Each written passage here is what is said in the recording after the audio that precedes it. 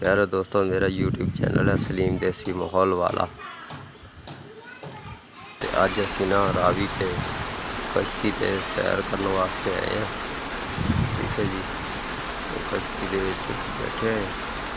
क्या तुहानूं चलदी हुई नज़र आ रही होएगी। बड़ा खूबसूरत और बड़ा ही दिलकश और बड़ा ही दिल अजीज ठंडा मंजर है। मैनूं जाना कश्ती ते बैठण पहला मौका मिले तो बड़ी जड़ना चस आती थी, बड़ा ही मज़ा आता पाया। लकड़ी की कश्ती है, ठीक है। एक दो जणा मेरे नाल होर भाई, एक जना ना कश्ती चलाने वाला भाई। बहुत मज़ा आ रहा है जी, बड़ा ज़बरदस्त, बहुत अच्छा व्यू, ठीक है। दरिया रावी है,